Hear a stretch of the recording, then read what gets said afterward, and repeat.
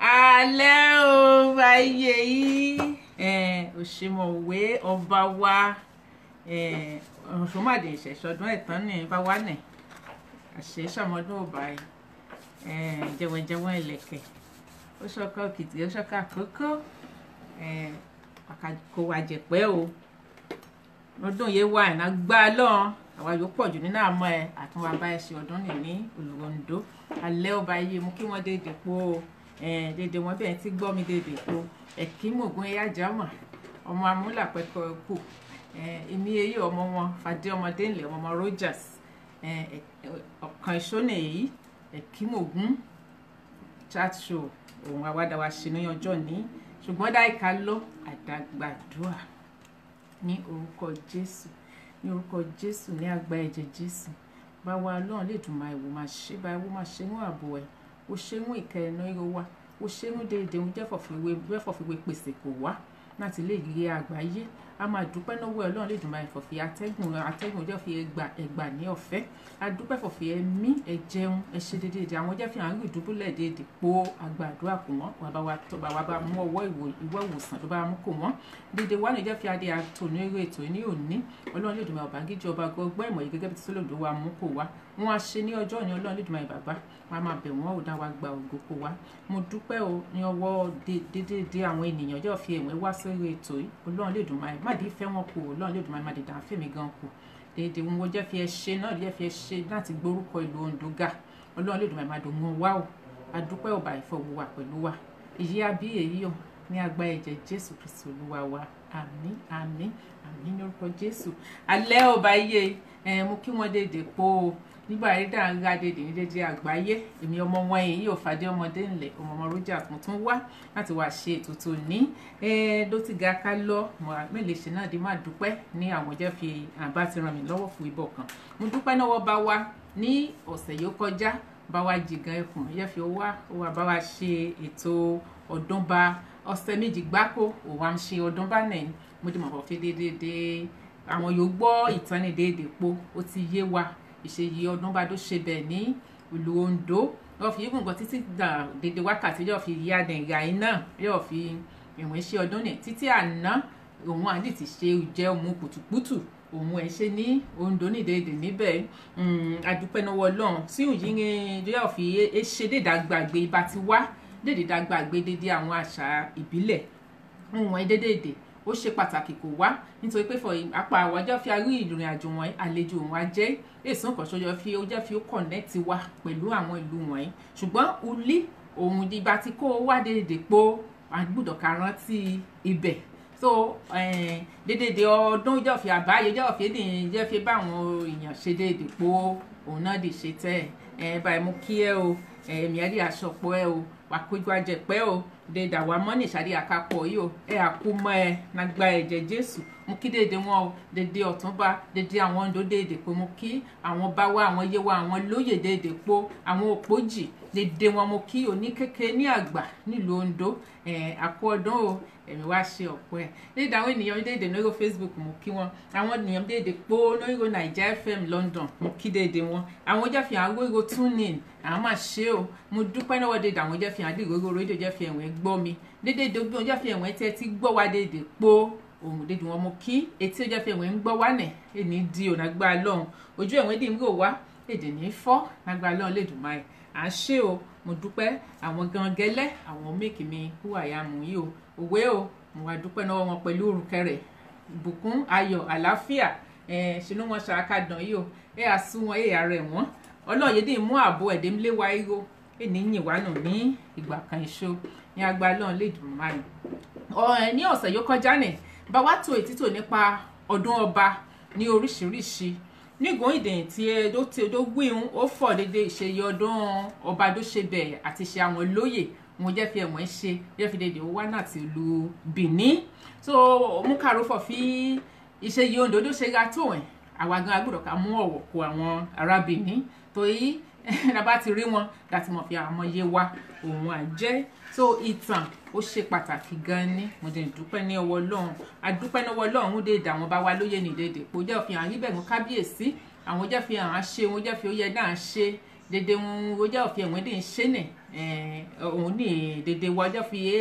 é dá rántí òfin àsìkò yìí ń bẹ́ẹ̀ yẹ̀ wọ́n ṣe àsìkò bẹ́ẹ̀ ń bẹ́ẹ̀ yẹ̀ òun ẹ̀wọ̀n ṣe adúpẹ́ ní ọwọ́ Ọlọ́run mo kí ẹ̀gbọ́n mi Débọ̀ Ọ̀kìládéjọ ẹ̀gílẹ̀ òkín tí ń bẹ̀ ṣe wé gbádà ẹ̀ ní London sọ́mọ́ àìgà ńlẹ̀bẹ̀ yìí o dèdè wa náà ṣe ní wa ṣe dùn yín àgbóná mọ́ wa náà gbá lọ́n ṣàn bá wa náà mọ́ yín dí má pẹ́ ní ọ̀fọ̀ ní ọjọ́ tòní ní tètè ká lọ sínú ètò yìí a fẹ́ ṣe nù ní ṣùgbọ́n dí ìlọ ibẹ̀ àdí kí àwọn ènìyàn mi dé èdè po mo kí ọ brọ́dà mi Akínmúyìgbé Olúwaṣeun àwọn ará Ìtàló èèyàn yìí o àwọn Ligratia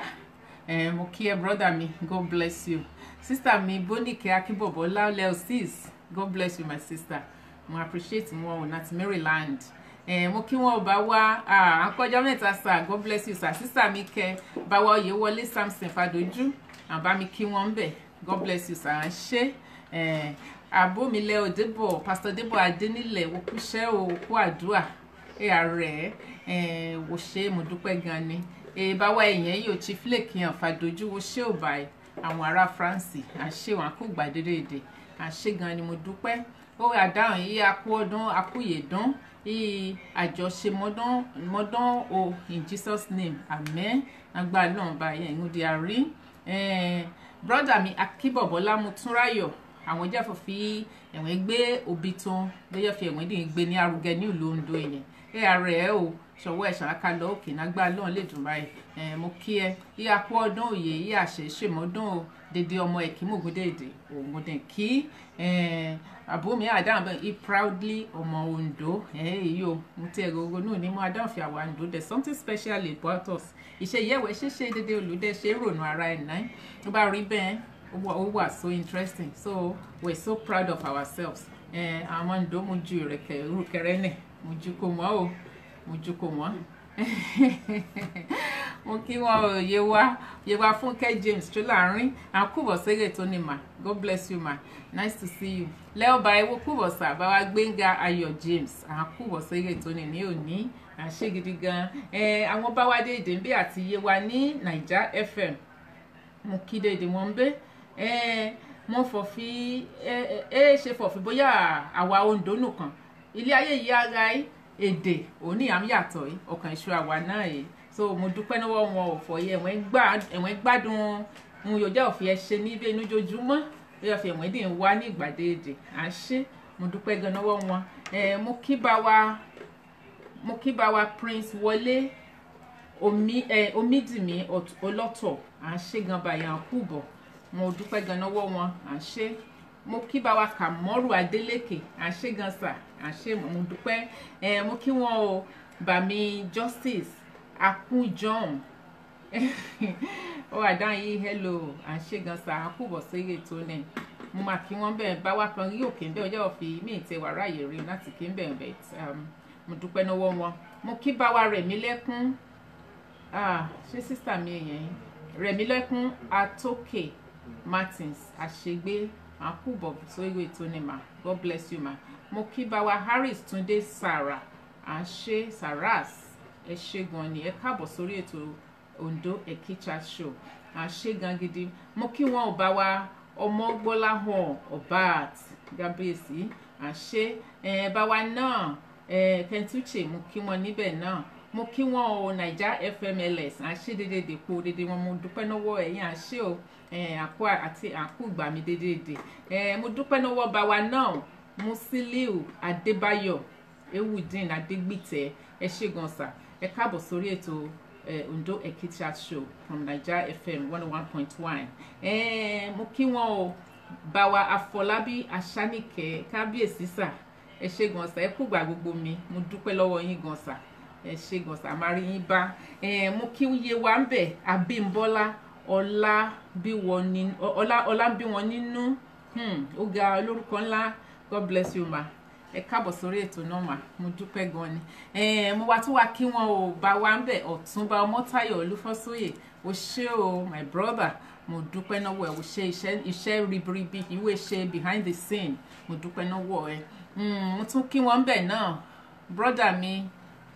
yẹn sister mi èyí o Abíọ́dún Abíọ́lá Akínọlá à ń ṣe gan àkúbọ̀ sí orí ètò ní ma it's good to have you on the show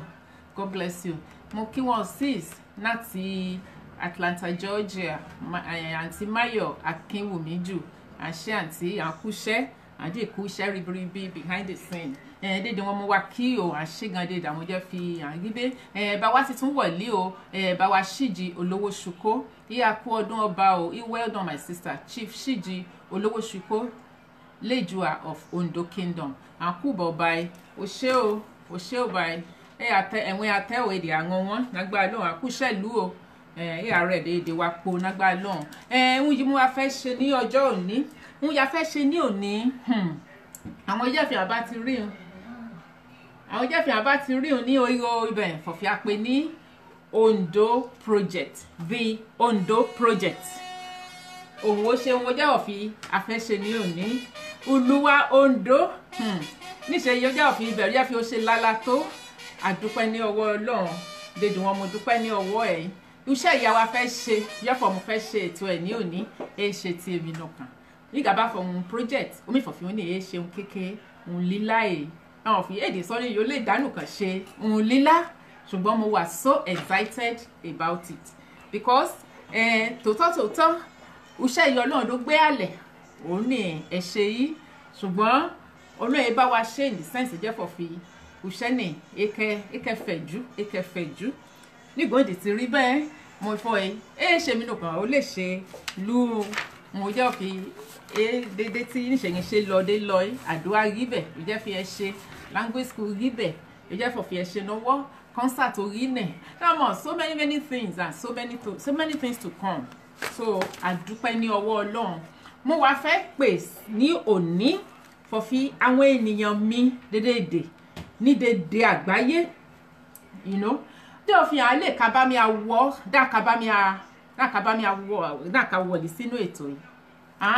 assignment kan òun àwọn akáṣe ṣùgbọ́n àákàwọ̀lì láti gíran wá mo jẹ́ òfin àti yẹ́ fi ẹ̀wọ̀n ṣe ní òde níbẹ̀ ìlú Ondo n ó ṣẹlẹ̀ pé fọ̀fi ní ìgbọ̀kàn a ṣe program kan yẹ pé ní Ondo abroad nígbà ṣe Ondo abroad yẹn àbúrò mi yóò wá síbẹ̀ ní ìgbà ẹ̀nẹ̀ Oyinade ó ti tó bí 25 years ìyẹn mo ti lọ sí Ondo kẹ́yìn so ṣẹmọ ọdún kẹyìndógún náà ẹdún kẹyìndọ́gbọ̀n ìṣígun ti lọ sí Ondo kẹ́yìn ó jàjà lọ nígbàlá ṣe òkú àǹtí mi mo tẹwà tún fẹ́ mú àsìkò yìí náà dí mú kí déédéé àwọn àbúrò mi àmọ́ bínú fọ ẹmu fọyàn dé àwọn àbúrò mi déédéé pọ̀ yàtọ̀ fi hàn rí Nàìjíríà right now yóò fi ẹ̀ ń ṣe òkú bá wa Professor Ọdúnayọ̀ Ọláwọyè òní òun ẹ̀wọ̀n ṣe àti ọ̀la ẹ̀ àdúpẹ́ ní ọwọ́ Ọlọ́run mú jẹ́ ní messages mú déédéé wọn so mo dé mọ̀ fọ́ fi déédéé á lọ smoothly ní agbára Ọlọ́run civic center àwọn ẹ̀wọ̀n tí ṣe ló bá Rondo wọlé làbá wa yọjú síbẹ̀ so àdúpẹ́ ní ọwọ́ Ọlọ́run mọ̀ fi ẹ̀yìn òkú ó ti dára so mo wà dáhùn mo fọ́ fi déédéé mo jẹ́ fi iṣẹ́ Ondo wọ̀nyí ṣe ti ọ̀nà kan àwọn mú ọjọ́ fi ẹ ti ṣe àwọn iṣẹ́ kan pẹ̀lú wa níyìn náà tí they are so happy to be part of us náà ti ṣe so àbúrò mi Oyin Adénígan wá níjọ́ kẹ́nẹ́ ọjọ́ fi ó ti tó bíi 25 years ọdún mẹ́ẹ̀ẹ́dọ́gbọ̀n yìí mo ti fò Ondo kẹ́yìn òun ṣẹ̀ wá lọ ní January ẹ̀yìn àìmọye àwọn èèyàn bẹ́ẹ̀ yóò fi ẹ̀wọ̀n ẹ̀ wá súlí dẹ̀ ẹ̀ lọ lí ẹ̀ tí ẹ̀ mú lí àwọn jẹ́ òfin bá wọn gan bóyá bá wọn kà tó jẹ́ fi àkàṣe bá wọn kàṣọ ọmọ Ondo jọ ẹ̀nẹ̀ ṣùgbọ́n ìfẹ́ Ondo wá dí encouragement ń bẹ́ẹ̀ ra láti fọ̀fì bóyá dín àmọ́ nìdàkà lọ lí bẹ́ẹ̀ tó bá bí ìnáwó wọn wá ní Ondo ni mo ti wá so mo wá rò ó fọ kí ọ̀nà yóò jẹ́ fi ẹ̀ lè gbà so àìwá jókòó àwọn tíìmù Ondo Ekicha show àìwá jókòó fọ ń bẹ́ẹ̀ òun á ṣe fọ ìdáfẹ́ àwọn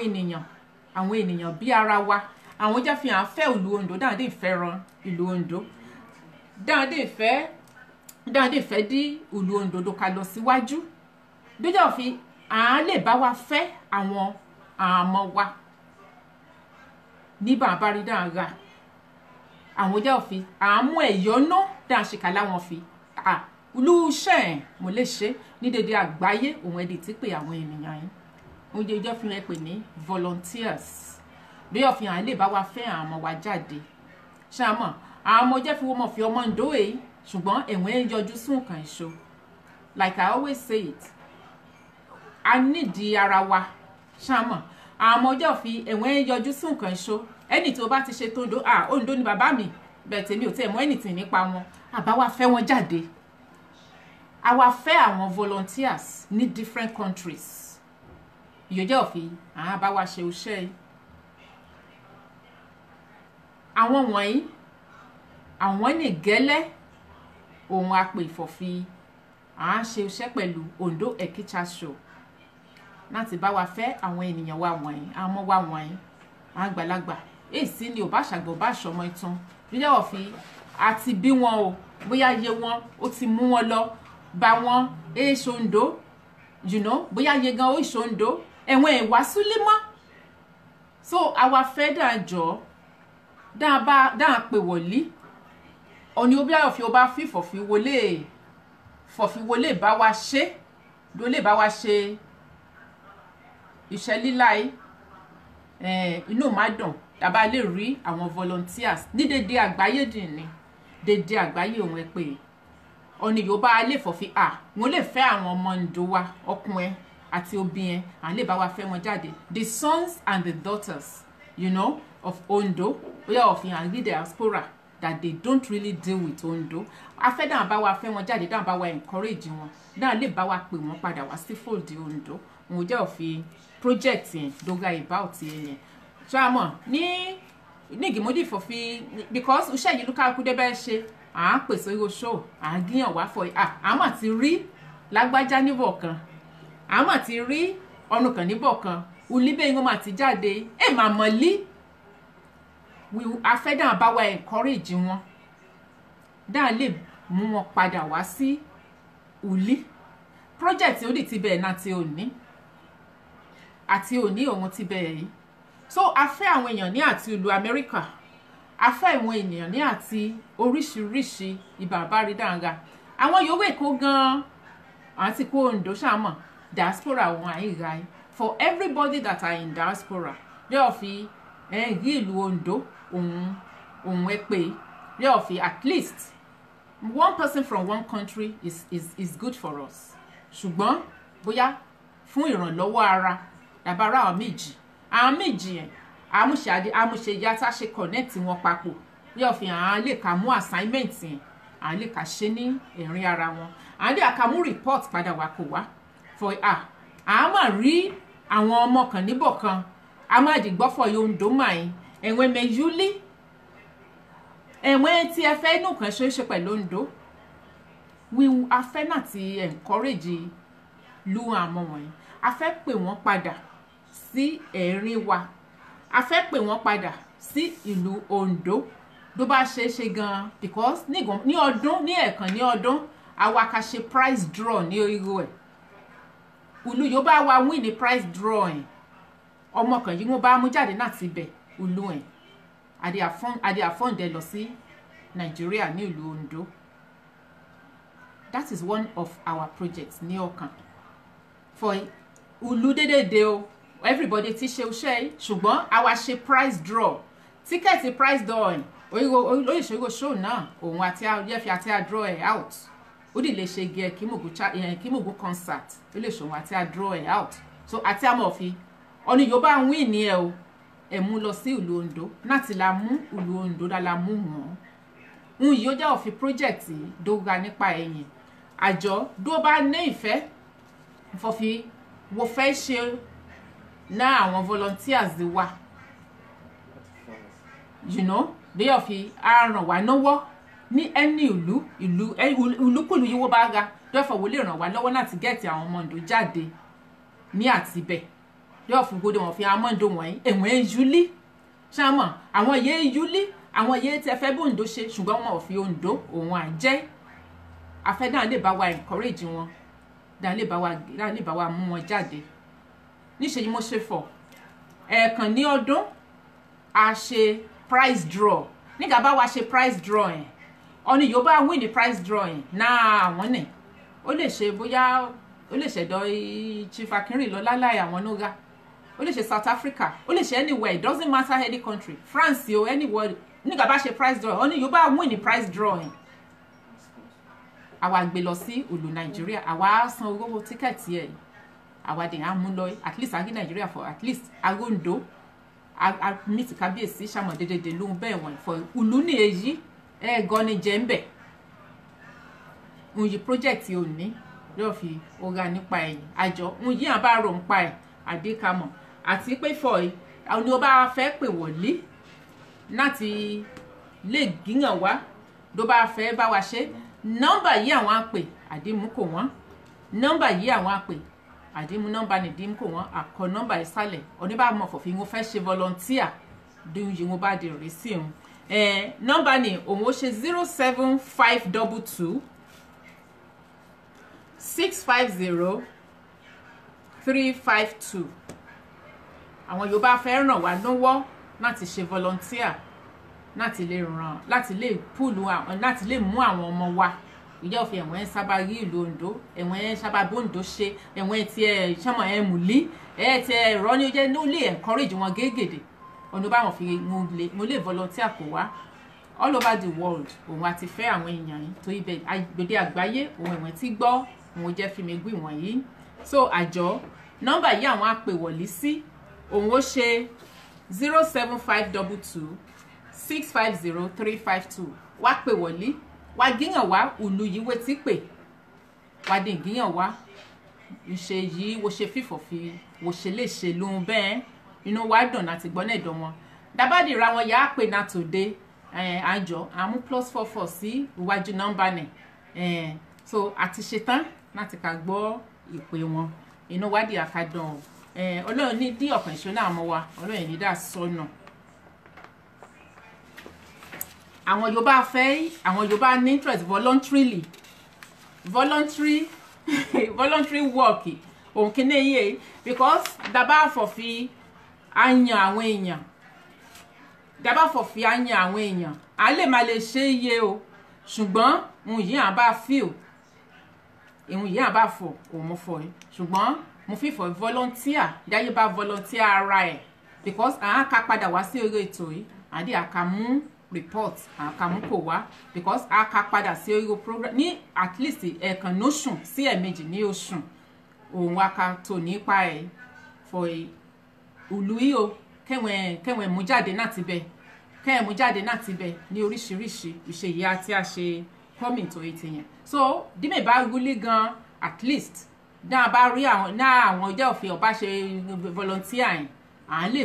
fọ̀fin bẹ́ẹ̀ ohun ìwọ̀n ní ti ṣe mo wuli meguli they will still be able to do that lóyà for dédé wa mọ̀ fi òkè ẹ kó àwọn ènìyàn ẹ kó wọn wọlé ẹgì kílà mo rí ìyíwó kọ síbẹ̀ yìí can we nominate ẹgì bóyá dé for bẹ́ẹ̀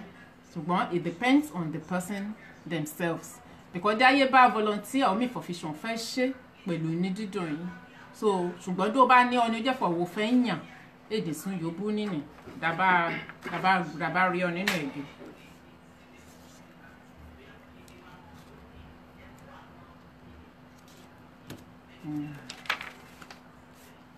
Nọ́mbà ní ìsà wò ṣe bá ilé kí àti bá mi kọ síbẹ̀ nọ́mbà yóò jẹ́ fọ́ fi àlepè wọ̀lí nọ́mbà yóò ṣe +44 0752 265 0352 nàtòde àwọn yóò bẹ́ẹ̀ pè nàtòde àjọ àbáwá mú +44 sí iwájú ẹ̀ mímọ̀ fọ ẹ̀yà aṣọ ti bọ́ ọmọbìnrin náà àbáwá mú sí iwájú ẹ̀.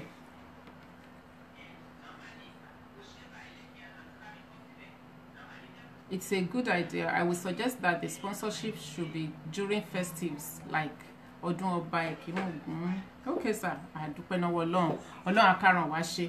oníbàá fẹ́ pè wọlé àsìkò ti tó bẹ́ẹ̀ láti bá wa pè wọlé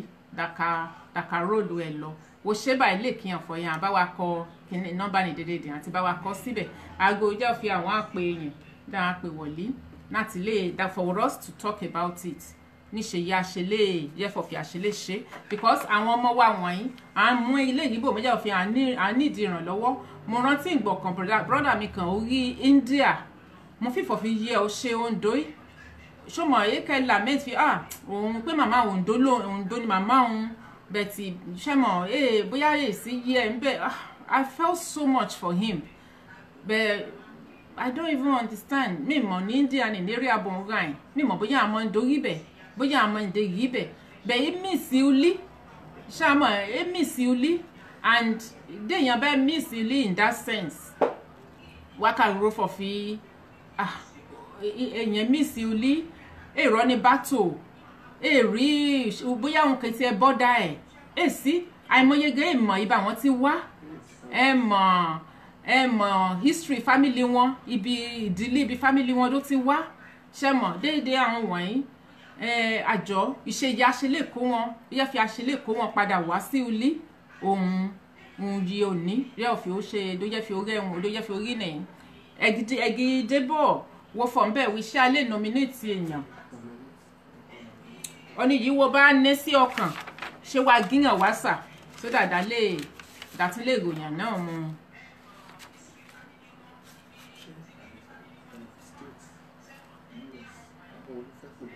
dédé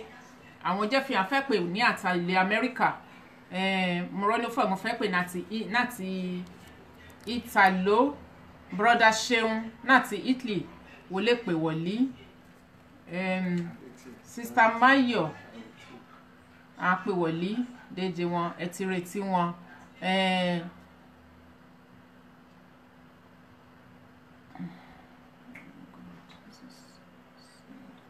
àmọ́ bínú mi mọ̀ yóò etí ṣe bẹ́ẹ̀ ok brother mi Benson Ọlámipọ̀ sí thank you very much sir àkúbọ̀ sí oigo ètò ni ok.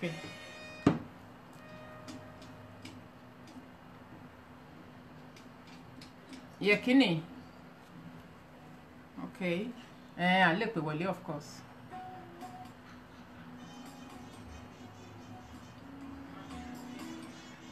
Ok, Egidebo. Èsì ìwé ìfẹ́ nominate o.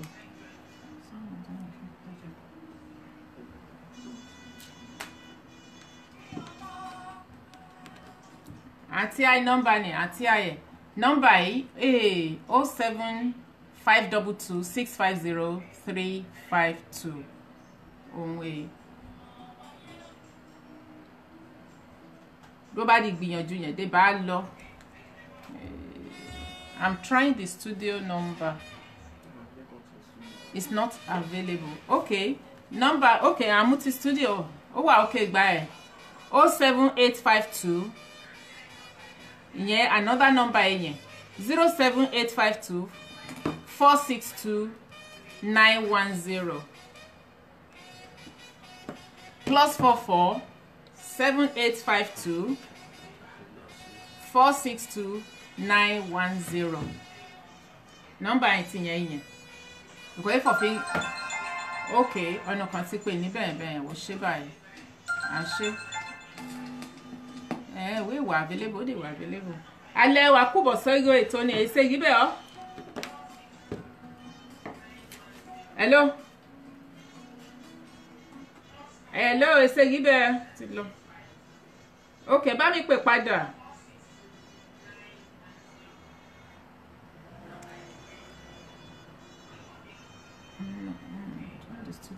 The studio number is available as well. Méjèèjì ó wà available yìí. Òun ó ṣe 07852. Okay. Alẹ́ wọn akúbọ̀ sẹ́gẹ̀ ètò ẹsẹ̀ yìí bẹ́ẹ̀ àjọ.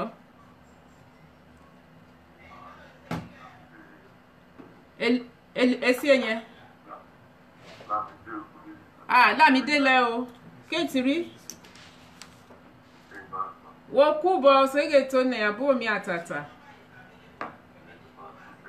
Ó ṣe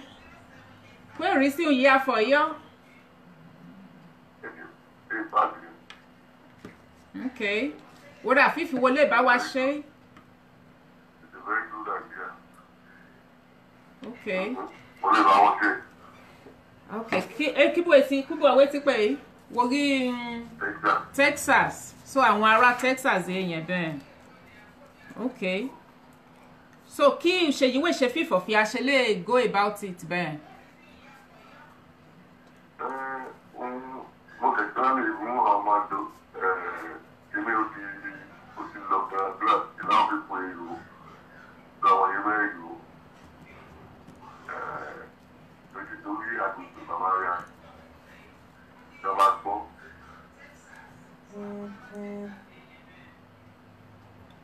Okay, dábàá gbọ́. Ìjọba ìṣẹ̀lẹ̀ nípìn ìyá ní ìjàfẹ́ ìṣe àti ìjàfẹ́ máa. Bẹ́ẹ̀ni.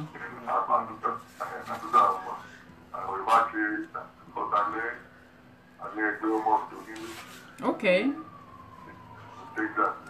All right. So, I coordinate and everything. Whatever I want to say, I need assistance. You know, I let you know what concerning you can do something. Okay. Wò ṣe yàtọ̀ sí àwọn yóò jẹ́ fi hàn rí ẹgbẹ́ ẹ̀ wò ṣe gan mo dúpẹ́ yàtọ̀ sí àwọn yóò rí ẹgbẹ́ ẹ̀ adarí àwọn ọ̀dọ́ jẹ́ fọ̀ fi yíwo rílì mọ̀dẹ́ ọ̀fi ẹ̀wọ̀n tẹ bóńdó ṣe dẹ́wọ̀n ẹ̀ bá wọn ṣe níbẹ̀ wọn. Àwọn ẹ̀gán afẹ́. Di pati bá yá ẹ̀wọ̀n ìjú. Afẹ́ ẹ̀wọ̀n ìjú. Àwọn afẹ́rẹ́ encourage wọn yìí.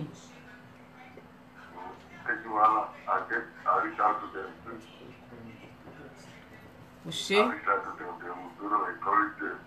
Bẹ́ẹ̀ dálé kàrò program wọn. Wọ́n dín yìí ní pé for èmi gan nígbà mú ẹ̀ because dèmi bá wúlí you will be able to come on to this show, you know, láti fọ àwọn ọjọ́ òfin wéṣe ní ẹ̀dọ̀tẹ̀ ní Texas. Ṣé Houston wo dára yìí àbúrò àbí Dallas? Oh, okay. So, bẹ́ẹ̀ni Arlington, Texas. Okay. So a máa ṣe wọ́n máa ṣe gan àbúrò mi o. àwa náà àti àní forum, and we'll be talking more about it and what and we are going to do there. So that is another department ní àti Ondo Ekicha show. O ṣé gan àbúrò mo so dúpẹ́. Ọlọ́run mú kó wá ṣe o. So report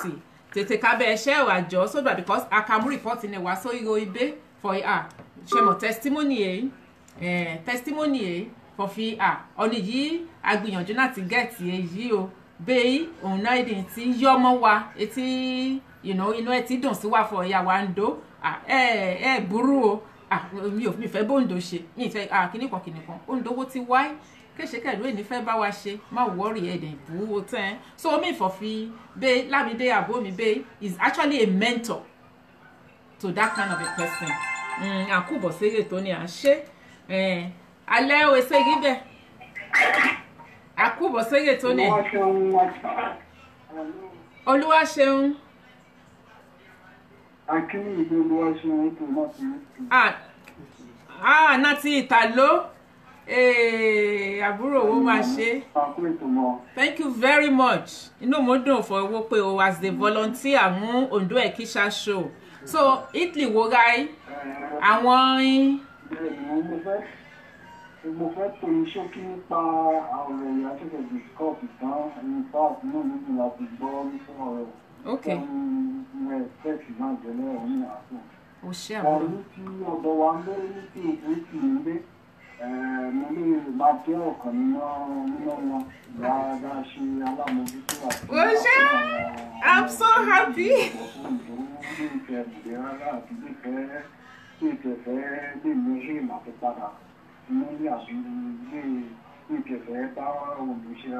I know.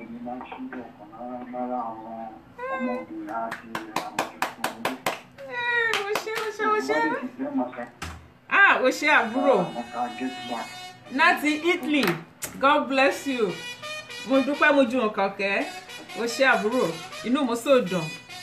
À ń ṣe àbáwá fẹ́ wọn jáde o àjọ àbáwá fẹ́ wọn jáde that at least ló bá gbé wọn fọ fi at least sponsor wọn lọ sí Nigeria, you know, for prize draw. We have to do it as a prize draw. On you ban win here in a year or amubone, but at the end of it for Fidante come into our folds that pé wọ́n padà sí Uli. So you are now a mentor for them. So you are highly invited and more really appreciated as one of our volunteers out of the whole world. Dédé àgbáyé òun wá pé láti wá bá wa dá sí ọ̀fọ̀nẹ̀. So àti ní representative wa náti Texas náti Dallas Texas. Texas Dallas. Àmọ́ bínú àti náti Italy. Ó ṣé gan àbúrò inú mo dùn. God bless you. Ẹni rẹ̀ adi ẹ ṣe and adi akawa so go show in náti Kato giving us the report. So à ṣé o mo dúpẹ́ gan ni. This is nice.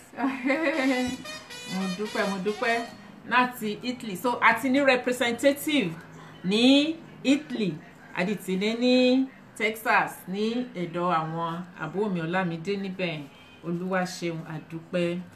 Àjọ àkàbáwa ronú sí un ní àdí àkàgbé òun ọ̀ní bá fẹ́ yí pẹ̀lú wa kí ìlú yìí wéga kí ṣe ìwé ṣe lè ràn wá lọ́wọ́ bí ó bá wa fẹ́ àwọn ọmọ wa dá fẹ́ wọn dá mú ìfẹ́ hàn wọ́n mentor them, bring them back into the folds of Ondo. Ṣe dandan dá ṣe ẹgbẹ́ àjọ a máa fọ yíyà dandan àgbọ́dọ̀ rí ẹgbẹ́ because ṣayédèdè ó fẹ́ ṣe ẹgbẹ́ ṣùgbọ́n dààmú fẹ́ hàn wọ́n dààmú fi wọ ẹ̀gbọ́n wọn dààmú fi wọ àbúrò wọn dààmú fọ Ondo asan wà dé fi at least àwọn lè decide for fi àwọn tí ẹ fẹ́ lọ súlì náà ọ̀nà mọ́ ẹ lọ only for so many reasons. You know, so we want to be able to build this and go out there and fish for our children, our sons, our daughters, our fathers, our mothers. Tó jẹ́ fi ẹ̀wọ̀n you know ẹ̀yìn tí ẹ̀rọ náà tó ń dùn mọ́ gẹ́gẹ́dẹ́ ẹ̀dẹ̀ bú o alẹ́ ọba ẹ̀ níbẹ̀ mú kí wọ́n àmọ́ ṣe o àkú tọ́jú mi. God bless you. Oníbà tún fẹ́ pè wọlé àjọ ibà bá rí bẹ́ẹ̀ àgọ́jọ́ fi àti lè ràn wá lọ́wọ́ láti bá wa mú àwọn sons and daughters of Ondo yóò fi ẹ̀wọ̀n dá sí ọ̀pọ̀ Ondo gẹ́gẹ́dẹ́ dáa lè bá wa ka dáa ká bá wa mentor wọn dáa bá wa ka gíyàn wọn fọ Uli náà ìbàjẹ́ ẹ fi dáhùn wá ṣe ẹgbẹ́ ṣùgbọ́n dáhùn ká jẹ́ part of us òun bẹ́ẹ̀ wọ̀n lóṣù jíjẹ́ láìwò lè la ṣe wọ́n nù mú ẹ̀ ṣé wọ́n ìrànlọ́wọ́ jẹ́ fi kékeré yìí ayé bẹ́ẹ̀ dì ń ṣe wọ̀nyí ètò lílá ní ọkàn ọ̀nà mú ẹ̀ so ẹ̀dídé bọ́ọ̀ mi dúró de ọ̀nà yìí wò fọ̀fìwò fẹ́ nominate so God bless you sir mo kí wọ́n bẹ̀ o ṣé my brother mo dúpẹ́ à ń ṣe mo kí wọ́n bá mi Benson Ọlámípọ̀sí o ṣé gan brother mi Akínmúyìgbé Olúwaṣeun láti Italy wo ṣe fọwọ́ pé wọlé wo ṣe gan as a volunteer to Ondo Ekicha show you know so these are the people at least they can be on the program you know they make really gan ale à ṣe program ní ṣìkàlà wọn because they are now part of us and that's all over the world so I'm so happy wo kú bọ̀ síbẹ̀ brother mi Akínbọ̀bọ̀ Lámútúráyọ̀ yìí wo ṣe ò báyìí Olúwaṣeun àkí ẹ̀ ń bẹ̀ o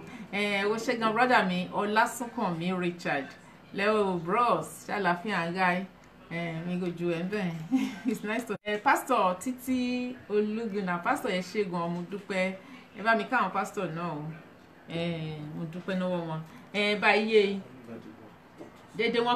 wọn mú pé yìí o láti dédé àgbáyé wá sí Oríro Ondo Ekicha show afọ̀fẹ́fẹ́ àwọn ọjọ́ òfin àáyìn ara wọn nà dáa mú ìfẹ́ bá wa fẹ́ àwọn ọmọ Ondo volunteers òun ẹ̀fẹ́ ní orí ètò yìí yóò fi àwọn lè bá wa mú àwọn ọmọ Ondo jẹ́ fi hàn rí dédé àgbáyé nígbà bá rí dáa ra ibo bá rí dúró ra yóò fi wá lè bá wa mú akáfa àwọn ọmọ Ondo wọn bá wa lè ká bá wa fa àwọn mọ́ra yóò fi at least you bring them back you know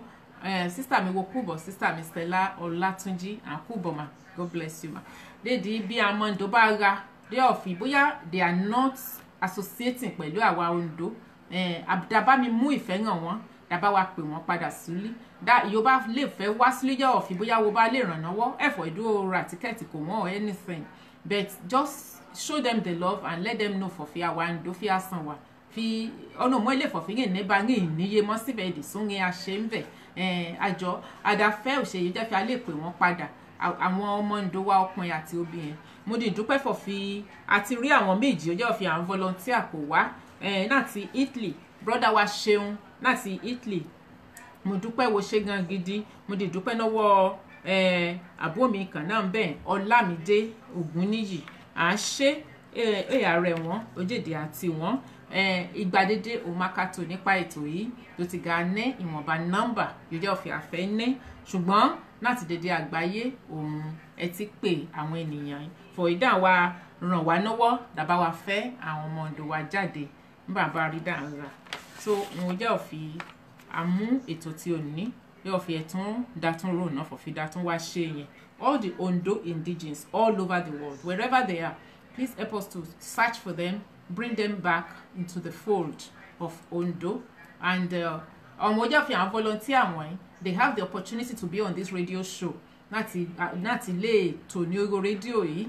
láti lè ìdímẹ̀gúlí gan àátò ní orí rédíò yìí àgíyàn wá dédédé ọmọ ọjọ́ fi bẹ́ẹ̀ ti ṣe they are actually now they are part of Ondo Ekicha show platform yóò jẹ́ fi hàn yí bẹ́ẹ̀ yẹn mú sísà mi mo kí wọ́n mà á kú bọ̀ sísà mi Fọlákẹ́ Ayọ̀ọ́lá thank you ma mo love wọn too I appreciate you my sis Leo my sis sísà mi Bùkọ́lá Adégbùlúgbé á kú bọ̀ sórí ètò ni mà ẹ kúrò lẹ́mà à ń ṣe mo dúpẹ́ lọ́wọ́ wọn so yóò jẹ́ project yóò jẹ́ fi èyí á ní sí alẹ́ yẹn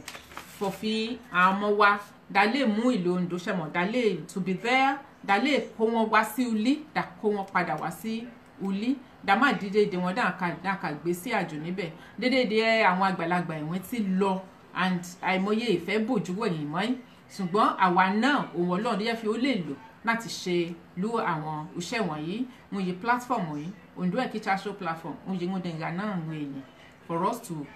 be all together dédé wa dálé ìgapò dáadé lè mú dàtẹ̀ lè dálé padà sí Uli láti la build Olúwa papọ̀ ṣe fi dọ́nà kan sáfọ̀ fi àárín ṣe Ondo kò sí nǹkan tó ń ṣe níbẹ̀ déédéé wá ọkàn ìṣó àwa yìí àmàdàsá olíwa yìí my sister àkúbọ̀ màsórí ètò ní sister mi Tinúkẹ́ Ayẹni àkúbọ̀ sí oríro ètò God bless you. ní àwọn tí mo mọ̀ fọ̀ fi Chief Lake hàn mo fi ẹ̀wọ̀n ṣe iṣẹ́ rẹpẹtẹ ní ìlú ti France níbẹ̀ mo fọ̀ fi definitely tó bá yá a rí àwọn jẹ́ fi hàn lè bá wa volunteer ní àti area France wọn ṣùgbọ́n inú mo dùn fọ̀ fi ẹtí ní ti àwọn ti Europe ẹ̀dìn tí ní àti America díẹ̀ so Ọlọ́run lè dùn máa amúkò wá ṣe ń yí afọ̀fidátẹ́ wá fọ̀ nípa ẹ̀ ní òní ẹ̀yìn how to build up Ondo sons and daughters back, how to bring them back into our fold. Níṣe yẹ jẹ́ fọ̀ fi àmú ìfẹ́ hàn wọ́n àbáwá gíyàn wọ́n nípa ètò yìí. This is a project ní àti ẹ̀dọ̀ Ondo Ekisha show and àṣetán láti lè at least ọ̀nà kan yóò bá win ní prize drawing once in a year òun á draw ẹ̀ yóò bá win ní ẹni ìlú ó jẹ́ fi hàn bá ti wá bóyá India or Emirates o ibà bá rí dáhùn dé ọ nínú ìdóga dáhùn bá win ní prize drawing ìyẹn ọ̀kan nínú àwọn new people àwọn ènìyàn wájẹ́ fi bring back wọ́n yìí o yóò bá win ní prize drawing àmú wọn a sponsor wọn láti mú wọn lọ sí uli and dédé ń wọ̀nyí and láti ṣe láti lè encourage wọn for okay uli ìwé ìfẹ́ wáyé èsùn yóò bú níbẹ̀ o pààyàn ló ń dò náà so Ọlọ́run àmúkò wá ṣe Ọlọ́run dé àbá wá ṣe so I just thank God for that mo ti dúpẹ́ lọ́wọ́ àwọn jẹ́ fi à ń pè wọlé mo ní àǹtí kan náà yóò fi orí àrí Georgia dáa ti gíyàn mi fọ̀ fi yín lè ṣèdóhùn máa ní àmọ́ ǹdó yín lè ṣèdóhùn máa bá wọn tò bí wọn bá ti lè gbọ́ fi ọmọ ǹdó ń gíyàn wọn nípa ètò ìjọfọ̀ fi ẹ ṣe fọ dáwọn èèyàn dáka méjì alẹ̀ sí ètò Ondo Ekisha show ìjọ fi ẹ ṣe wọ̀nyí láti lè ràn láti lè ká fa àwọn náà wá sí ilé òun náà àǹtí ẹ̀dọ́fọ̀ fi mú kinní wọ̀nyí náà dẹ́fọ̀ fi ṣe so I am so grateful for your long a ká lo àwakọ̀ ọkàn at least àti rọ́ní méjì bẹ́ẹ̀ nígbà bá tún yá àtúnfọ́ náà sẹ̀yẹ wine ní between our programs àtúnwé nǹkan bá yá and dédédé àwọn jẹ́ fi hàn bá dì mọ́ kọ́ alẹ́ wọ̀nyí a ká ṣe ané fórọ̀mù tó wa ó jẹ́ fi ọdẹ àkàtọ̀ nípa ẹ̀.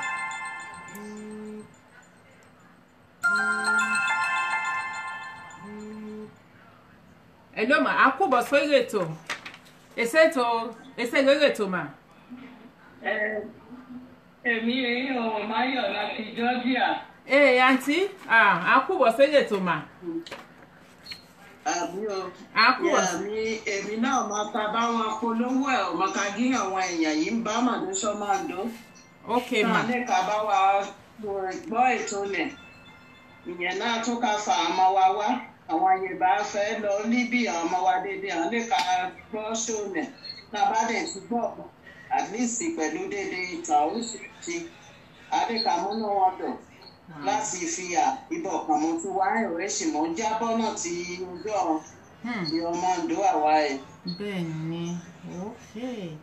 àǹtí à ń ṣe àǹtí Máyọ̀ láti Georgia èèyàn yá àǹtí. Georgia yẹn Atlanta Georgia. láti Atlanta à ń ṣe àǹtí. So àǹtí ò àdá ní ó dáná amọ́ndó sẹ̀dọ̀ wọn bẹ̀ dé bá wọn ṣe lọ títí bìkọ́ ó dà fọ ìwo inú club kan níbẹ̀ yẹn àbí lẹ́dọ̀ wọn bẹ̀. Èmi mo bí ayé ẹ̀ kí mo gún social club bọ́dẹ̀ máa fọ̀ fi ṣe déédéé dọ́mọ́ndó orílẹ̀ so àwọn Yorùbá orílẹ̀ wọn déédéé àtúnkà gíyàn wọn dán lè ká bá wa àwọn Yorùbá àgíyàn wọn náà dán lè ká gbọ́ ètò nì torí mi ò jọ fi president wa gan irú tó lè náwó gan bẹ́ẹ̀ ẹgbọ́n so àtúnkà polówó ẹ̀ àkàpolówó ẹ̀ ń dédé àwọn ọmọ wa Yorùbá bẹ́ẹ̀ tán lè mà fòfin Ondo tún wá dédé yìí o. Ẹ ṣe orin èdè ṣe fọ so àǹtí àwọn yìí àtúnrò náà mo mọ̀ fọ ìdẹ́bẹ̀ ro ètò náà adá àká gbọ́ àwọn ìtàn wọn ìdédédé nítòótọ́ ṣùgbọ́n ìṣe yóò jẹ́ òfin àṣẹlẹ̀ yóò fi àti ẹ̀ṣẹ̀lẹ̀ bóyá ìwọ̀n lọ ulí ìṣe àṣẹlẹ̀ fà wọ́n lọ ulí at a stage fọ̀fi dáhùn tí ẹ̀ka wa dá lè mú confidence sí ọkàn wọn ṣáàmọ̀ because àìmọye àwọn ìdòwò ọjọ́ fi hàn rí àwọn big organizations ṣùgbọ́n àti gbójúkú ọ̀fọ̀ olí ẹ̀ tí ẹ fẹ́ lọ olí wọ̀nyí gégèdè àtọ́ ẹ ṣe fi bí àwọn ìnáwó tíkẹ́ẹ̀tì ànáwó tíkẹ́ẹ̀tì wọn you know but they are just not interested ṣáàmọ̀ so we just like looking at it for fi ṣe yá ṣe lè ka encourage wọn àwọn lè máa fẹ́ ṣẹgbẹ́ ohun tó tọ́ bẹ́ẹ̀ bóyá déèyàn ká get in touch pẹ̀lú wọn bóyá ṣẹ̀mọ̀ déèyàn meet wọn kí family ẹ̀wọ̀n ti wá kí àwọn ojẹ́ òfin fífọ̀ fi à lè gẹ́ẹ̀nì ṣáàmọ̀ ní dábàá lọ Ondo. What do you think you can at least dábàá wá bí tourist attraction dédé àwọn little things wọ̀nyí dábàá wálé maybe the encouragement in that sense. Emma. Ó sàn bẹ́ẹ̀ ṣùgbọ́n mo rò fọ̀fin bóyá dábàá kọ́kọ́ bẹ̀ fídàn tí ẹ ti ká gbọ́ ètò yìí bẹ́ẹ̀ gbọ́ ètò yìí lẹ́yìn ìgbọ́ iṣó ẹ̀ ní October dábàá èèyàn tó lè fà wọ́n náà lè wá náà tún lè wá rí àwọn èèyàn wa náà ohun yẹjẹ ohun ìṣẹ̀ṣe wù aṣọ ń bẹ̀ èdè àwọn àṣẹ̀ǹbálẹ̀ wá dédé ìyẹn á tún fà wọ́n ìyẹn ibẹ̀ àti abẹ̀ tó àwọn èèyàn jẹ́ pé fọ̀fin ẹ̀ tí ẹ̀ fẹ́ lọ ní àti gbọ́ fi à ẹ̀ mà tún kà ìṣonú níbẹ̀ fi ilé ẹ̀tàn bá àwọ̀ ìkòkò èdè wọn àdá tí kí àwọn àdá ti rí bẹ́ẹ̀ ṣe fẹ́ wá ṣùgbọ́n náà bá bẹ̀ pẹ̀lú náà ká gbọ́ ṣóò yìí ní ọjọ́ Thursday every week ló bá tún wá yá dọ́là tó ń mú ọkàn wọn dáhùn lè wá join ní ṣóò ẹ̀ ní October náà bá lè wá àtún rí déédéé ohun yìí tẹ́lẹ̀ fọ̀fin à Ondo ìmọ̀dé kẹrẹ o àdé àka ìyẹn àtún fà wọ́n wá ohun èmi bí mo rò pé àti tún lè bẹ̀rẹ̀ náà èèyàn. tòótọ́ dì ní àǹtí it's a very good it's a very good suggestion ma yeah, I think it's very nice mo mọ̀ fọ̀fí dẹ́n bẹ́ẹ̀ wá sẹ́gbẹ́ ṣóni tòótọ́ dẹ́n ń gbọ́ dáàrin fọ̀fí at least Ondo yẹ ṣe oko dẹ́n gbọ́ ohun yẹ̀gbin náà níbẹ̀ náà wọ́n that would be an encouragement ọkọ wọn dì lè fà sólé ní tòótọ́ ń ṣe àṣefọ̀ tòótọ́ náà dábàdì wá sí concert yẹn at least from there adi mo mọ̀ fi ọmọ wọn wá kí experience yìí ọmọ wọn dé nema ní period yìí wọ́n wá sí concert ìjọkẹ́ni láti America. Iná ẹ̀dùn sí náà fọ̀fí at least ìdúrí ṣe wọ́n ṣe rí bẹ́ẹ̀ ṣé wà sọ fi àwa gan ṣe ọ̀nà kan yìí wá náà ti ahérè kan ló ṣe fi sún kẹ̀ṣọ́ rí bẹ́ẹ̀ orí àwọn díẹ̀díẹ̀ ní àwọn yìí ṣẹlẹ̀ ní ìlú wa ó dẹ̀ rí oríṣiríṣi ìtàn ìlú jẹ́ pé fọ̀fin àwọn fọ̀nà ìjọ inú ẹ̀dẹ̀ ẹ̀dùn sí wọ́n dẹ̀ mà fọ̀fin lágbára náà ní ọdún ní ó dẹ̀ àtún padà wá a lè tún wá rò ó bí àwọn àbúrò ẹ̀ àmọ́ àgbà ẹ̀ náà jí wọn bá tún bá tò àwọn ọmọ ẹ̀ náà tún fọ̀yà àwọn màdì alárò ń ṣẹlẹ̀ ń bẹ̀ so ìgbà tí a bẹ̀rẹ̀ yìí. So from there bẹ́bẹ́ di ti mú àwọn kéékèèké wọ̀nyí náà inú wa tí a ka dàn fọ̀fin ìgbọ̀n bá yá á dà lílá àbẹ́ṣẹ́ mà you know. bẹ́ẹ̀ni. So definitely at least that lè associate pẹ̀lú wa ṣáàmọ̀ dáa lè embrace the culture wa dídìlú bẹ́ẹ̀ wẹ̀ from there gan àtúnbá wọn pàdé àkáfẹ́ bẹ́ẹ̀ni. So because ẹ̀dẹ̀ àwọn kan á gbé ìlú Ondo lè dá gbé alẹ̀ kó ní gèdè wa ní ìdọ́jọ́ bá dédé everybody bá lọ tán gà ní ọjọ́ gbó wa so ìbọ̀kàn náà àti abẹ so mo láìkì ṣe yìí á ṣe gbìyànjú ẹ̀ mà fọ̀fí òkè dàkà gíran àwọn èèyàn nípa ṣóhùn ó lè dàwọn fi hàn bí àwọn bóbi méjèèjì yóò dé tó ẹ̀ náà mo yìí à ń dẹ̀ fọ̀ náà ẹ̀yìn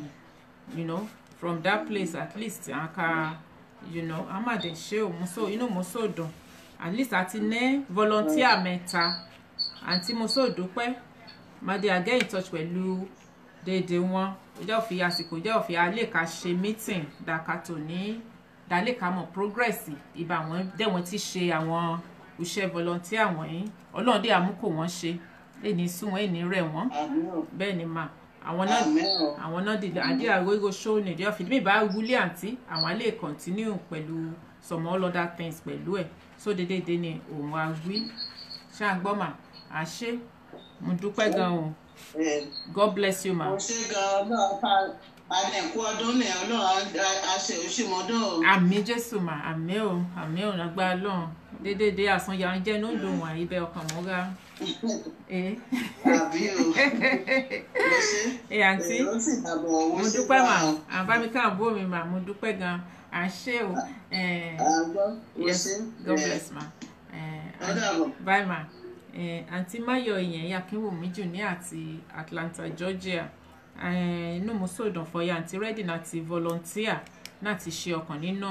àwọn ènìyàn jẹ́ òfin àlébáwá la fẹ́ àwọn ènìyàn wa nígbà bá rí dáhà dá lè pè wọ́n padà sí fọ́ọ̀dì ìlú Ondo wọ́n ṣẹlẹ̀ pé fọ̀fin àmọ́ Ondo à ń rí bòun sàn à ń rí ibùṣẹ́ yóò sàn ṣùgbọ́n ṣàkà gbójú sẹ́yìn fọ̀ yé sí yóò kàn wọ́n èsì yóò kàn wọ́n so I can need láti ọ̀nù wẹ́dìn fẹ́ ìlú ẹ̀ ó sì fẹ́ràn ìlú Ondo ṣùgbọ́n èèmọ̀ ọ̀nà yóò jẹ́ òfin yìí ó lè gbà láti fò ibẹ̀ òmò ilé ìfọ̀fin bá wọn yé wọn ti kú láti kékeré ní ti ètò ẹ̀sùn kan ṣojú wọn ní ṣe ní dédédé àwọn ibẹ̀ wọ̀nyí dédé wa a ní orísun and orísun wa wọ̀nyí òun ní ìlú Ondo náà ló jẹ́ so mo dúpẹ́ ní ọwọ́ àwọn volunteer wa láti oríṣiríṣi ìlú brother mi Ọlámídé Ògúnníyì ní àti Texas ní Dallas wo ṣe gan àbúrò mo appreciate ẹ o mo dúpẹ́ ní ọwọ́ àbó mi kan náà Olúwaṣeun ní àti Italy òun náà ó volunteer láti là bá wa fẹ́ àwọn ọmọ wa déédéé ó jẹ́ fi ẹ̀wọ̀n ẹ̀ fẹ́ bá Ondo ṣe irun de I encourage wọn níṣe yìí àǹtí náà Máyọ̀ ní àti Atlanta Georgia òye volunteer mẹ́ta òun àti ní òní à ń ṣe gan ni àǹtí ó sàn fi dápè déédéé wọn wá dáka wá sí orí ètò yìí nẹ́ẹ̀bẹ́ gbọ́ ètò yìí adínú wọn ká dùn déédéé àgbáyé òun ti fẹ́ àwọn volunteer wọ̀nyí láti South Africa láti Australia from everywhere India Ghana anywhere yóò jẹ́ fi àwọn Ondo bá ra òun àti fẹ́ àwọn volunteer wa yóò fi àwọn alẹ́ ga together débẹ̀ pè ní ìrọ̀ṣọ́ wa ká gíyàn wá gan yìí ó ṣe àwòdà rọ́nẹ́ wètì rọ́nẹ́ òkè ìgbà kan ṣẹ̀mọ̀ dédé ló bẹ̀ wọ̀n we just want to work together láti lè kó dédé àwọn ọmọ wa ní dédé àgbáyé lálẹ́ kó wọn papọ̀ yìí àfọ̀fìdáwà fọ̀ ní ìrọ̀ ètò yẹn kílà wo fọ wí ọ̀nà kan ra jọ́fọ̀ fi wo fẹ́ nominate ló bá mi kọ́ ó kọ́ nínú sí ibẹ̀ it will be a very great help so that màá lè kọ́ sí alẹ́ síbẹ̀ mo kí ẹ sísà mi Clara Musa mo nu ẹ náà lẹ́ẹ̀kan dí ìkó bí iṣẹ́ mọ́mọ́ ẹ̀wò gọ́lídé God bless you my sister bá mi kí brother mi níbẹ̀ fi ó tó ọjọ́ mẹ́ta nu yí a ṣe ní òní òun àpè ní Ondo project kẹ́ẹ̀ṣe ẹ̀fọ́ fi àfẹ́dí àwọn ènìyàn wa dáàjọ́ dáà kó láti là bá wa fẹ́ àwọn ọmọ wa ọkùnrin àti obìnrin bí yóò fi ẹ̀wọ̀n bá Ondo ṣe ti ẹ̀ ní ìfẹ́ sí ìlú Ondo ti ẹ̀ fẹ́ ṣe nǹkan pẹ̀lú Ondo rárá ṣe mọ̀ dáyé odó bá lè fẹ́ mú èèyàn lúwọ́ ní bẹ́ẹ̀ nítòótọ́ níṣe yá àǹtí ṣe fọ̀ àǹtí dákadáka wá sí oróṣó yìí dáka gbọ́ dẹ́ẹ̀bẹ́ tí gbọ́ àdókà fà sí wọn ní ọkàn ń yá nífẹ̀ẹ́ ṣe ni pé fọ̀fi ìyá bá tiẹ̀ dá fọ̀fi bóyá títí ọdún kan sí àtìkò yìí a lè ṣe raffle draw ìyóbá ń wìn níbẹ̀ ní dédé àwọn àgbáyé ní ìyóbá ti ní all over the world wọn pé ọmọ Ondo èsì bí àwọn Ondo dẹ̀ ń ṣàìgá èsì àwọn sísà kan láti Emirates ṣé Emirates wọn pé ń jẹ yín mú láti Emirates I was like what mo èèyàn náà lè dùn máa iṣẹ́ ó sọmọ nù sí oko ọlọ́run dé àdá lè kéré oko lọ sí ulí ṣàmọ̀ so dédédé wọn jẹ́ fọyẹ́fọ ìyẹ̀fọ ìdálé mú ìfẹ́ Ondo do rí inú wọn ìfẹ́ Ondo do padà sí inú wọn dá lè padà wálé ń yí ẹgbìyànjú fọ̀fi dá lè ṣe ní òní òwe yẹn so dédé àwọn yóò volunteer à ń ṣe o àsú wọn àrẹ wọn ṣáìdì tí bẹ́ẹ̀ yìí o nígbà bá di ìyá àkàwá àkàtò ní irú ẹ̀ fi àwọn yòókù Australia èsìwò ìní kò wá Georgia kó ìní kò wá Atlanta kó ìní ṣáàmọ̀ dédé ṣe that is what we are actually doing now to connect all over the world ibi dédé àwọn Ondo dáadáa dàpọ̀ wọn padà sí fold like I said ṣiṣẹ́ nìkan dàrí ohun bẹ́ẹ̀ yìí Ọlọ́run ti bá mi mú àwọn mẹ́ta a whole 3 of them ó ti bá mi mú wọn jáde láti lè ràn wá lọ́wọ́ à ń ṣe ò dédé wọn mú pàtẹ́wọ́ mú à ń ṣe gidi gan ni inú wa ṣàǹdí àkàdùn yìí o ayọ̀ wa ṣàǹkàkùn so we are actually going to search for the Ondo sons and daughters gbọ́dọ̀ jùyà they must not suffer let us come out look for them be there for them help them and bring them back into the folds of Ondo town, Ondo city, Ondo kingdom. Amada lose wọn. Ọ̀nà mú ẹ̀ báyìí ẹ̀ ẹ̀wọ̀n ìtẹ̀ ń bá àti wá mọ́ yìí ó lè mú wádà mọ̀ history wọn for ibẹ̀ yìí o òun àmàdì ti wáyé o ṣàmọ̀ èsì ṣe ayé ṣe ga dèmi fẹ́ mọ̀ òun yóò tiẹ̀ òun yóò ibi ìwọ̀n ti wá báyìí lè kí n wí ẹ̀dà sí ọ̀nà yóò lè volunteer ní UK wẹ́ẹ̀dà sọ ni ó lè volunteer UK Auntie had volunteer bros. It's the first time they are hearing, so I'm quite sure. And wait till row, and wait till row. Mom of your anya on a yawana to UK because ni ojo kan ni retoi Auntie kan ga ni tem of the program if it exists gegede. You see, and then I think we connected her not legi club kan ni period in. So the program is doing its own thing. Ọlọ́run dé àkàmú kò wá ṣe. So dẹ́bàá ti rí àwọn ènìyàn for now ju àwọn mẹ́ta yìí Ọlọ́run tó tún pèsè kò wáyé. Inú mo máa dùn o, inú mo so dùn. Mẹ́ta, that is big. Baba Chief, we are in the UK already. Àwọn ọjọ́ òfin Baba Chief, we are in the UK. Àwọn ọjọ́ òfin unyi baba dé for nbe ni for fi volunteer yawe. Wọ́n for ni pé for fi àwọn ọjọ́ òfin an lè jáde lọ na la fẹ́ àwọn ọjọ́ òfin an jẹ́ ọmọ Ndo ṣùgbọ́n de wọ́n bo Ndo ṣe. Unyi for yin. So unyi baba le kin wa for pé for fi oni yo lè volunteer láti la bá wa ṣe lóhun bẹ́ẹ̀ a fẹ́ pè wọ́n dá pè wọ́n sí fold Ondo. You know, yo ṣẹlẹ̀ yẹn so yi lè kí an de ṣe for fi ẹ̀dàrí ọ̀nà yo lè ṣe ní àti UK but at least àwọn mẹ́ta yàrí láti dédé àgbáyé ìyẹn gan tó France what about France lè kí an gan ti ṣe baba lè kí an ti ṣe so many things níbẹ̀ because language school iye wáyé a tún ràn àwọn ènìyàn wa wọ̀nyí a tún ràn wọ́n lọ́wọ́ láti lè bẹ́ẹ̀ bóyá yẹn ti ẹgbóǹdó ló ṣàmọ́ wa wẹ́wẹ́ and tó yẹ fi hàn ká fífi you know à fẹ́ gbọ́ èdè Ǹdó nígbà bá pè wọ́n wá language school is on ground so lédè wọ̀nyí náà ń yẹ ṣe níbẹ̀ yìí so bamlé kíyàn Yorùbá ti rí UK Yorùbá rí UK you are the volunteer yeah well èmi ó ṣe volunteer ti bé so dàbá ìrọ̀ni yóò ìfọ̀ join mi ní ti bé inú máa dùn like I said opportunity for ọ̀nà Yorùbá volunteer láti lè yọ show yìí láti lè ṣe show yìí tèmi bá gúlí òwe ṣẹlẹ̀ gẹ́lẹ́ yìí so we are actually ẹ̀ta dédé káàkiri bẹ́ẹ̀ yín all over the world and that means Ondo Ekicha show is all over the world because they are now bringing all the people àwọn ènìyàn wa mú wọn wá ṣùgbọ́n ní Yorùbá mú kọ alẹ̀ from there débẹ̀ títò òṣè àti àṣeṣe Ọlọ́run adé àkàmú ìmọ̀nẹ̀ àti ọgbọ́nẹ̀ àkàmú kò wá ìṣèyí àti àṣerìn ìrìnẹ̀ ṣùgbọ́n mo mọ̀ fi aka padà wá pẹ̀lú good results nípa àwọn mọ́nẹ̀ so nípa àwọn ènìyàn wa rather àti ọkùnrin àti obìnrin mostly àwọn ọmọ wájọ́ òfin ẹbí bí ẹ fi aka yẹn wọ́n náà àbúrò mi jọ́kẹ́nẹ́ yí 25 years èfù ìlú Ondo gégèdè ṣáàmà because èsì bá èsì yé so èsì ṣègùn èsì òun ni a ṣe náà Ondo èdè yẹ̀dọ̀ rí bẹ́ẹ̀ so òun yìí mú fọ ìdíwà fọ ní òní èèyàn mo dúpẹ́ lọ́wọ́ àwọn volunteers wa for the Ondo Ekicha show Ondo Ekicha show team at least àwọn àti tún wọlé sí ẹgbẹ́ wa ńbẹ̀ mo dúpẹ́ lọ́wọ́ wọn déédé wọn o yóò fi àríwó ètò ní mo yìí mo fọ̀ fìdí wa ṣe ní òní èèyàn àìròdùdù àdé àgbèdèdè wa èní sú wa èní rẹ̀ wá ẹ̀dì ní ju àwọn ọmọ wa èní ju wọn kónà ọ̀nà mú ẹ̀bẹ̀ ló bá ṣe orí kò wé mọ́ ọ̀nà mú jẹ́ fi àásán mú ọmọlúwẹ̀ àwọn èèyàn wọ̀nyí ló bá kó wọn wọ̀lí dó dáàmọ̀ ìbá àti wá inú wọn ń yíwó ṣe kó wọn for life owó ti tún root wọn padà sí root wọn and that is big so it's an amazing thing à ń ṣe ò bá yẹ mo dúpẹ́ wọn á nídìí láti ṣe ní onígẹ́lẹ̀ yẹn mo ká ìdíwà díwà bí èfi kẹwọn ti rí sí is it a good thing àdéhùn àti pé fi àwọn ìjẹ́fì àbádìfẹ́ ṣe mo dúpẹ́ fi àwọn ìjẹ́fì àfẹ́ ṣe náà àwọn náà ti pè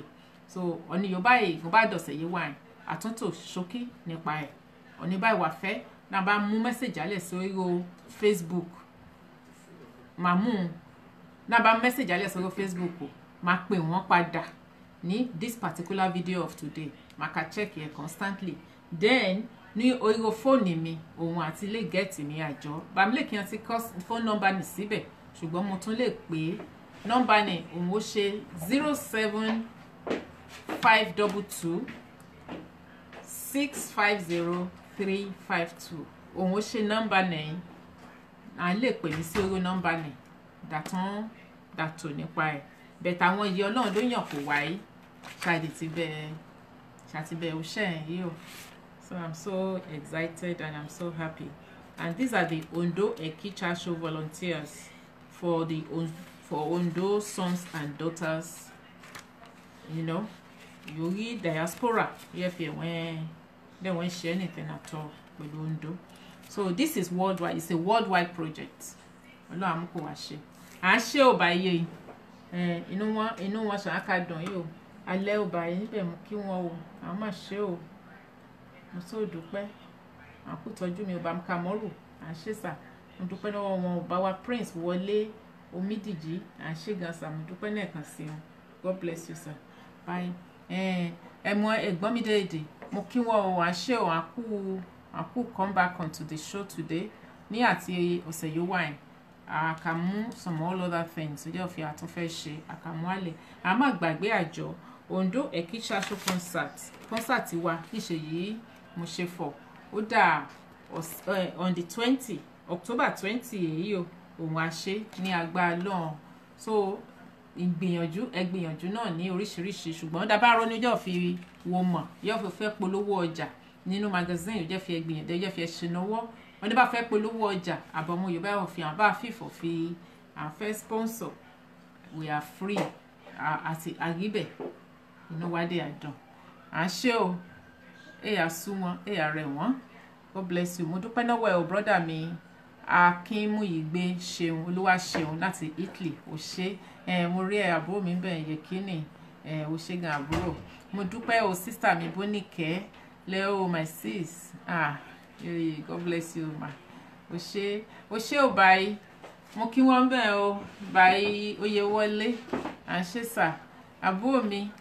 Pastor Debo God bless you báyìí lẹ́kìyàn kúgbà gbogbo Rwanki Swiss brother mi Akínbọ̀bọ́lá Motúnráyọ̀ it's nice to have you ó ṣe òkú ṣẹ́ǹdó dédé sister mi Fúnkẹ́ James ṣọlárìn mo dúpẹ́ lọ́wọ́ wọn bami Gbénga Ayọ̀ James à ń ṣe mo dúpẹ́ gama mo dúpẹ́ sà à ń ṣe sà Ọ̀túnba Ọmọ́táyọ̀ ló fọ́ sọ́yè ìwó pè náà kàn wípé tó ń pè padà ó ṣe o God bless you my brother sister mi Abíọ́dún Akínọ́lá it's good to have you ma mo dúpẹ́ ó ṣe wà àǹtí Máyọ̀ ó ṣe ìgbà gbogbo owó kúṣẹ́ ìwé ní ṣe behind the scene as well ọ̀ṣẹ́gun àǹtí fowó tún pè wọlé mo dúpẹ́ mà mo dúpẹ́ lọ́wọ́ wọn ọba wa Ṣíjì Olówó Ṣùkó à ń ṣe gan sa àwọn ará Amẹ́ríkà náà yẹn à ń ṣe mo kí wọn o sister mi Mary Bolúmúsá Odútáyọ̀ God bless you ma it's nice to have you on the show. Leo Bawa Allen Akínrìnlọ́lá sir greetings from Lagos Nigeria ó ga o bros èwo ti mú yẹ sápá ń bẹ̀ ó ti lọ ló gbádùn o it's nice to have you there mo kí wọn ẹ̀gí Prince Adébọ̀rọ̀ Kíládéjọ ẹ̀gí mo kí ẹ wo kú gbádùn London God bless you ẹ̀gí báwa ń bẹ̀ ó dúpẹ́ mo ti ka mẹ́sẹ̀gì wọn ó de mo dúpẹ́ lọ́wọ́ wọn dídí wọn kó mo máa dúpẹ́ lọ́wọ́ ẹ̀ yóò mo kí wọn ìgé ní ọba wa Benson Ọlámípọ̀sí à ń ṣe bros ilẹ̀ o Wálé Kings ilẹ̀ oyè mo dúpẹ́ sà ilẹ̀ ọba yìí my brother Olúwasúnkànmí Richard mo kí wọn again pastor mi pastor Títí Olúgunná ẹ ṣé gan ni sister mi Stella Ọlátúnjí à ń ṣe mo dúpẹ́ lọ́wọ́ wọn Yéwà Fọlákẹ́ Ayọ̀ọ́lá God bless you ma àǹtí mi ń bẹ̀ Bùkọ́lá Adégbòlúgbé ó ṣé my sis mo appreciate wọn Leo sis Tinúkẹ́ Ayẹni à ń ṣe náà kan sí mo dúpẹ́ Leo bros oh my god ojúmọ́ o it's been a long time o ṣé my brother bá mi kí sis mi ń bẹ̀ o báwa Mandela Nelson láti Ondo Òṣùgbémiró à ń ṣe gan gidi à ń ṣe thank you sir mo appreciate mo máa rí wọn very soon àgbà lọ́hùn lọ́yọ̀ àwé Clara Musa ó ṣé gan àwé God bless you àwọn kú ṣẹ́wó ní tíáì kò sí tíáì fọwọ́ bá wa nù ní bàbílẹ̀ kí mo ti kí wọn bẹ́ẹ̀ à ń ṣe gidi gan ni it's nice to have you. We see later. Nice idea. Okay, Egi, no problem. Egdebo, I love you, bro. God bless you. Báyé, akako ní òní. Iṣẹ́ mi ṣùn pọ̀ rẹpẹtẹ. So mo dúpẹ́ fi àti ṣe tòní kúrò. It's a great day. Mo kí wọn ọba mi ń bẹ̀. Àwọn ará Naija FM. Dédé wọn kú. Bami ẹ má bínú. Bami Harris. Mo ti kí wọn à ń ṣe gan gidi Naija FM à ń ṣe gan ọpẹ́ èyí o àdúpẹ́ Olúwa Ọlọ́run ti ṣe tòní oh my god weather ní ṣòun gbóná díẹ̀ is such a lovely and very nice weather.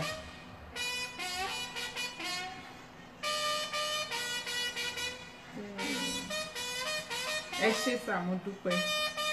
ẹ ṣé gan sà thank you very much. Ashe God bless you sir. Ashe o Báyé akadiwa ishe o amen Jésù o ṣé o ege God bless you ma. Ashe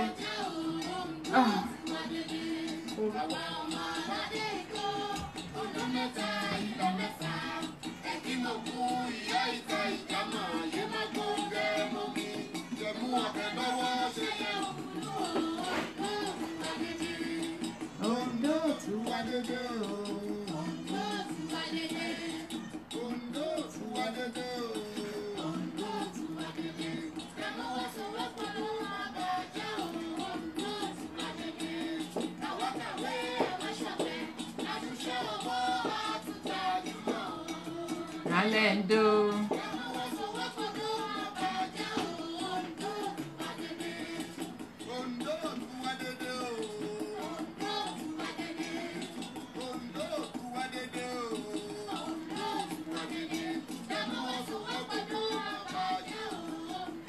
dé ìkálọ mo fẹ́ kí àwọn méjì kan wà má bínú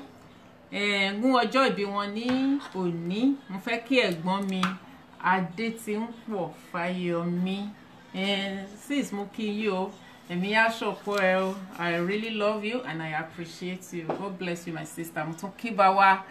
Dr. Mandela Òṣùgbémiró ṣùgbọ́n ìṣẹ̀gbọ́ for fi birthday wọn òní èmi wá ṣọ̀pọ̀ ẹ o lágbára Ọlọ́run lẹ́dùnmáì ààrẹ wọn o lágbára Ọlọ́run I hope to see you soon. I hope to see the two of you in October. It's really nice to have you on the show today. God bless you, sir. Do enjoy birthday. And we want shop when Agba Jesus, Agba long. In Jesus' name we pray. And she, sister mi Tina Adéwọlé Akínkúọwọ́ Òkúbọ̀sẹ́rò ètò ni. Ṣé ní ìṣẹ́kó ìgẹ́lẹ́ bẹ̀kẹ́ ṣe lónìí kẹ́ ẹ̀yẹ fẹ́ àwọn volunteers all over the world.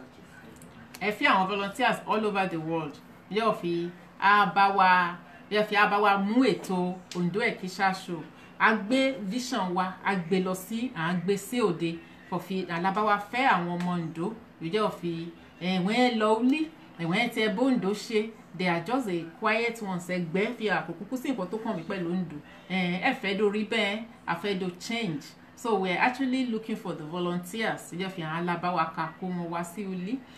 Adding for fi ní ẹ̀ẹ̀kan ní ọdún. A ṣe òye jẹ́ fi raffle draw. Tó bá ṣe àwọn ará Atlanta, tó bá ṣe àwọn ará Texas, ìyè ó bá win ní raffle drawing ní ibẹ̀. Ọ̀nẹ́nẹ̀ àmú lọ sí ìlú Ondo. once in a year òun project that particular one ìdájẹ́ ṣùgbọ́n àwọn àti rí àwọn mẹ́ta ó jẹ́ fi àti kọ́ ọkọ̀ alẹ̀ láti jẹ́ volunteer kò wá àwọn mẹ́ta yìí à ń dè ní opportunity láti ká wá sí orí ètò láti wá ṣe program tèmi bá rí gan àwọn á ká ṣe program náà because they are part of Ondo Ekicha Show program as from today so àdúpẹ́ náà Ọlọ́run yìí àṣegẹ́lẹ̀ yìí nǹkan ìdí round up bí ìfọwọ́ṣẹ wọlé Sister Tina God bless you sir à ń ṣe ò bá yé ààrẹ wọn o God bless you sir à ń ṣe happy birthday my brother I enjoyed the day bye.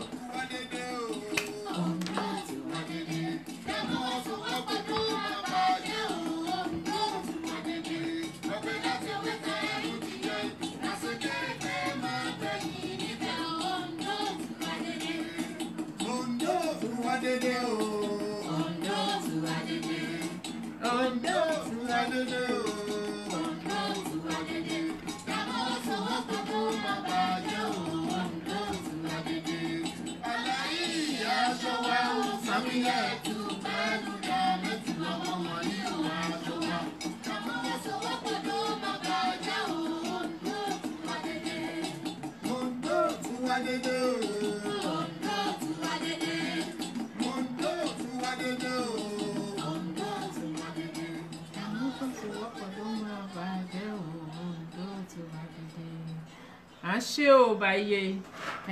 Ondo tó wá dédé yìí o ààrẹ wọn o àpàdé ní ọ̀sẹ̀ yìí wáyé agbára èdè Jésù I love you all